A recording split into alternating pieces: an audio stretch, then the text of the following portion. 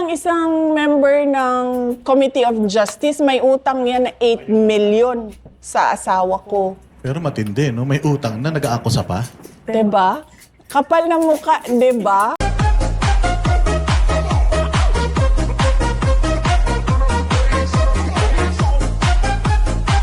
Speaking of that, VP, posible na ma-impeach kayo ulit sa Kongreso. Kaya nyo bang sabihin sa mga Pilipino ngayon na malinis kayong nagtrabaho bilang DepEd Secretary at bilang Vice President ng Pilipinas? Walang makakapag-question sa trabaho ko at sa mga accomplishments ng lahat ng mga nadaanan ko na opisina. Napakarami ng accomplishments namin sa Davao City noong ako ay mayor noong 2016 hanggang noong 2022. In fact, kahit noong 2010 to 2013. Makikita yon sa mga awards na nakuha. More than 200 awards and recognition ang nakuha ng Davao City sa mga projects and programs na ginawa namin doon sa Davao City. Bumaba ako bilang mayor na number 8 richest kami, number 4 most competitive kami, insurgency-free kami, debt-free kami, walang utang na iniwan. So, walang makakapagsabi at walang makakakasyon sa kapasidad ko na magtrabaho ng maayos. Kahit sa Department of Education, meron kaming matatag agenda. Mabilis namin na nagawa yung pag-roll out ng curriculum. Napabalik namin ang mga bata. Isang araw lang from modular, no classes, balik kayo lahat sa paaralan. Meron kaming basic education report taon-taon. Sinasabi namin sa mga taong bayan kung ano yung nagawa na, ano yung hindi pa nagawa, at bakit hindi pa nagawa. Sa Office of the Vice President, makikita ninyo, konti na lang yung projects namin, 10 na lang yung projects namin doon dahil tinanggal nga yung budget namin. Pero nakikita nyo yung accomplishments namin. Nakikita nyo yung unmodified opinion ng Commission on Audit. Every year, naglalabas kami ng accomplishment report. Every year, naglalabas kami ng pasidungog. Sinasabi namin doon ano bang nagawa ng Office of the Vice President. Isa sa mga pinaka proud and honored ako na kasi lagi ako sa trabaho, sinasali ko talaga yung mga kasama ko eh. Kasi ako lang naman yung nag-iisip at nagsasabi, ito ang gawin. Lahat nung kailangan gawin sa baba, kasama ko sa opisina yung gumagawa nun. Proud ako sa accomplishment nila na nagawa nila yung Disaster Operations Center. Wala yun sa kahit anong dating opisina ng Office of the Vice President. Proud ako na instead of 6 years, ang aming tree planting activity ay natapos ang 1 million trees sa 3 taon. So, ibig sabihin, mas makakatanim pa kami ng mas marami pa. Proud ako na inakyat nila yung mga bundok para pumunta sa mga barangay kung saan yung mga bata walang mga school supplies. At ito yung mga sinasabi ko, highly vulnerable sa recruitment, sa illegal, o kung hindi man, hindi natatapos yung pag-aaral. So, napakarami ng accomplishments namin. Walang makaka-question sa trabaho ko at sa kapasidad namin ng team sa Office of the Vice President na magbigay ng maayos na programa at proyekto para sa taong bayan. At yan ay bawas pa ang budget ng opisina. Sara. Sanay ako sa kulang ang budget. Dahil dati noon sa Davao City, kulang yung budget lagi. No? Sobrang dami ng kailangan mo gawin para sa syudad. Sobrang kulang lagi yung budget. Pero nasa ano kasi yan maayos na pagbalanse nung mga kailangan mo gawin at pagbayad ng obligasyon mo. Pagdating naman sa Department of Education, makikita nyo, never before nagkaroon ng unmodified opinion ang Department of Education at nagawa namin yun.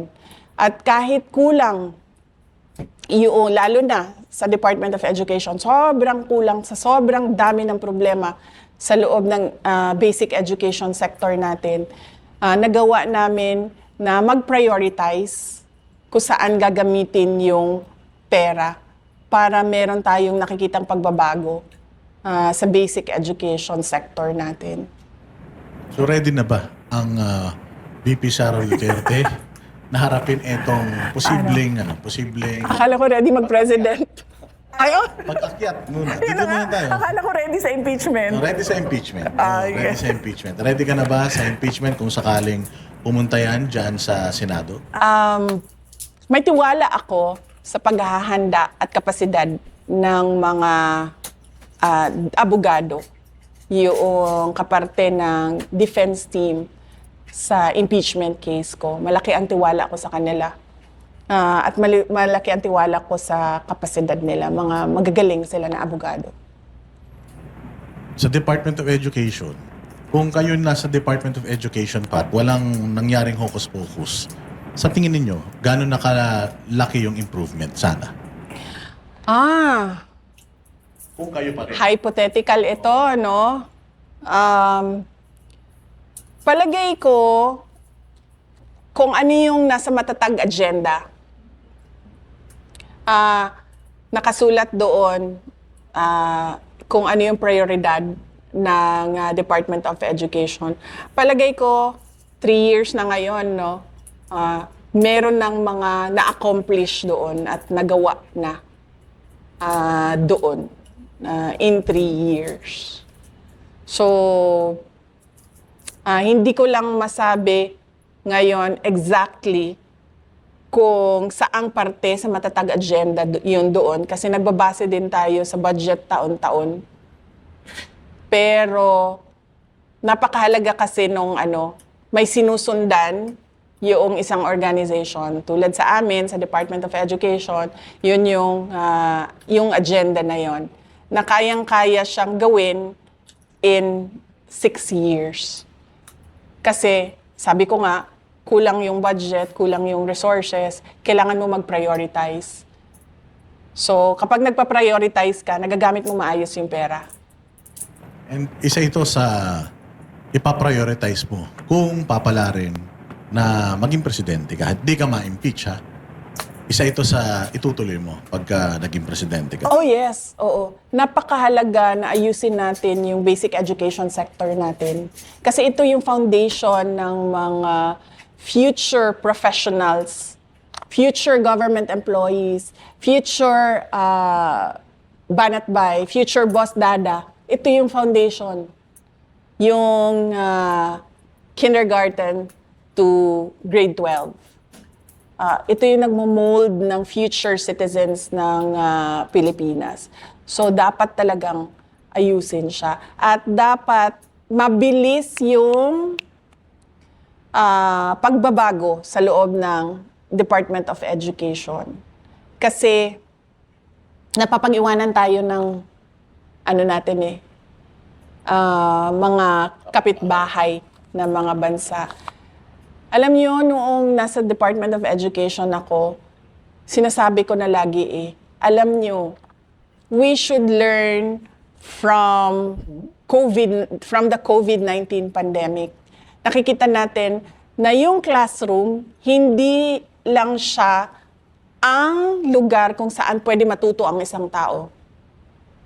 Maraming paraan na pwede mag-aral at matuto ang isang tao. So, hindi natin kailangan ipasok ang mga bata sa classroom araw-araw. Kasi hanggang ngayon, yung mindset ng mga tao, ng gobyerno, nandun pa rin sa paggawa ng classroom. Wala sila doon sa mindset na paano ba itong bata na ito matuto.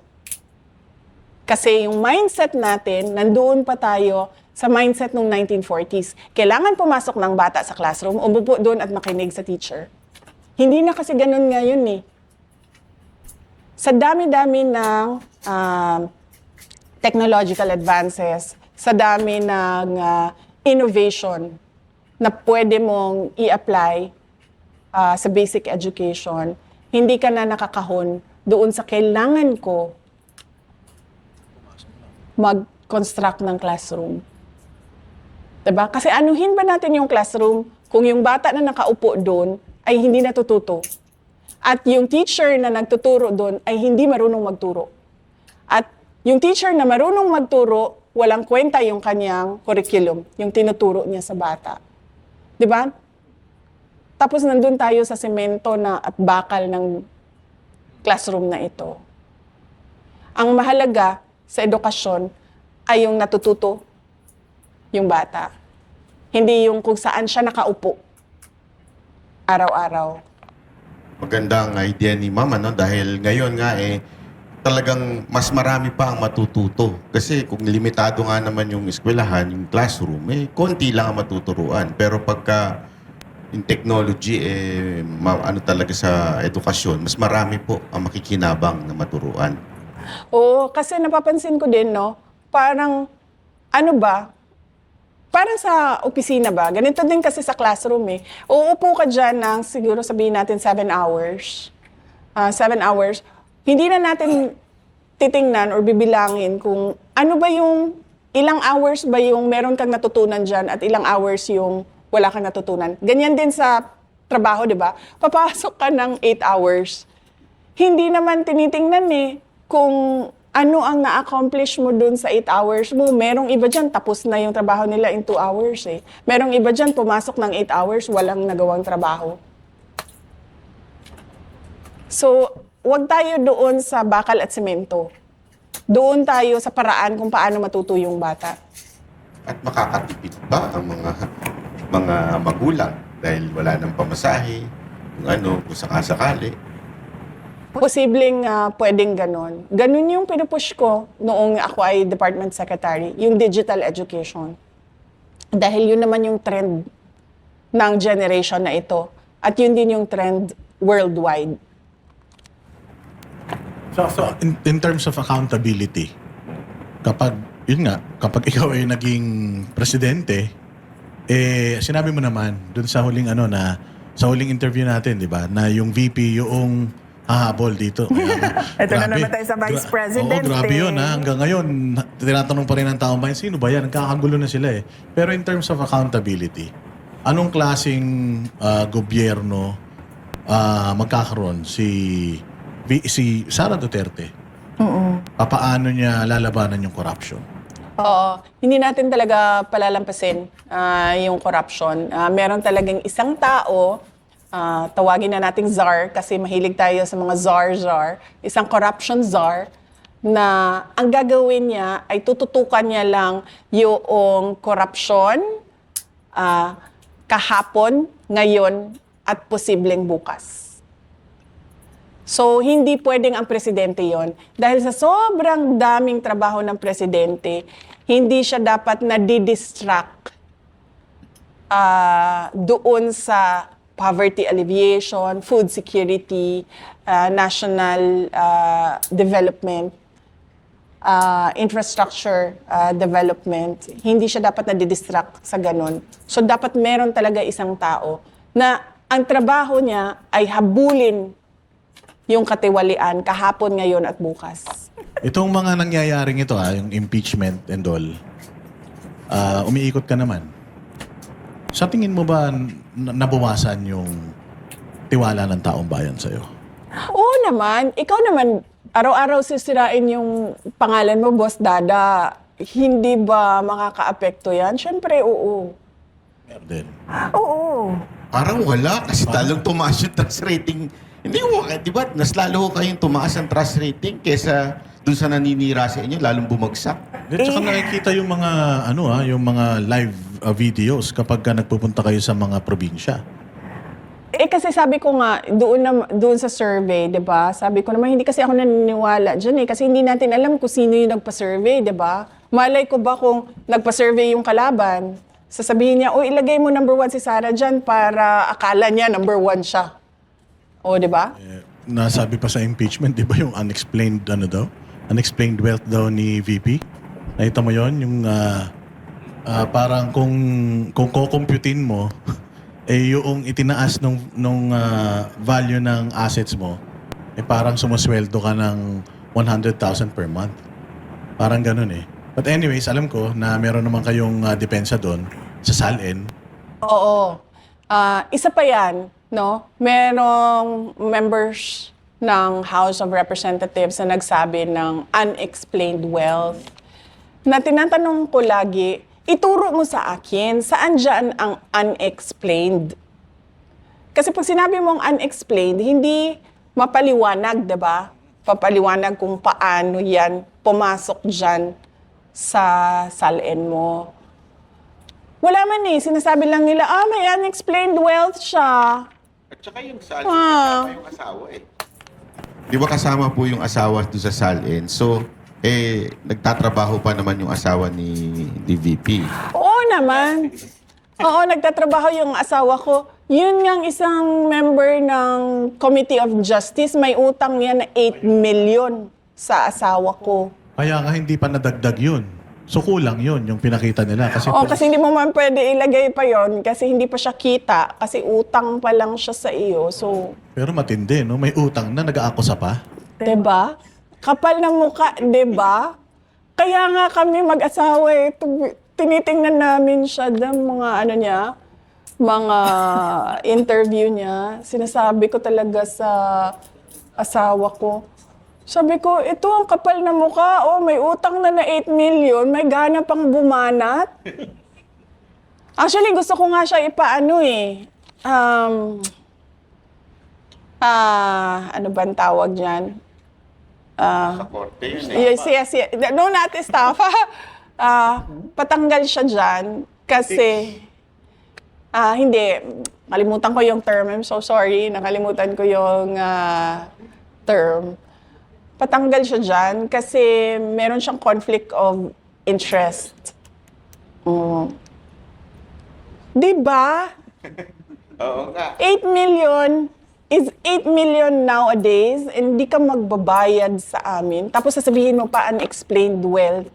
Saan nga ba doon? Sige nga, sabihin mo sa akin, saan doon sa SALN ko tinuro nila unexplained? Wala talaga. diba? Basta inano lang nila na from 18 million naging 88 million in 16 years.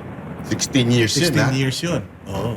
So anong iniisip nila? Nakatunganga ako in 16 years na parang sorry sa term ha, nagbilangkad lang ko, naglingkod na may pay o ging-ana, hindi ako kumikita, hindi naghanap buhay, hindi nagtrabaho. Pero meron din question sa kay Speaker Martin, yung dating speaker, na simula nung naging Speaker of the House at naging presidente yung pinsan niya, parang sobra-sobra yung itinaas ng kanyang net Billions worth yun, oo. by the billions. Ilang taon lang yun, samantalang kay VP, 16 years. Di ba? Oo, kaya nga gusto ko sabihin nila doon sa listahan. Kasi may kopya naman yan sila ng SALN ko Sigurado ako niyan. So gusto ko ituro nila doon sa listahan saan doon exactly ang unexplained. Para naman ako, maayos akong makasagot. Like say for example lang, sasabihin nila, itong property sa Matina, itong taon na ito at itong property na ito. Para akong masabi, saan galing yung pera na pinambili dyan? At para akong mapakita sa iyo yung mga dokumento. Hindi yung pwedeng tira-bahala na unexplained wealth. Unexplained wealth. Hindi pwedeng ganun. Kung ganun ang sasabihin mo, paninira lang yan. Siguro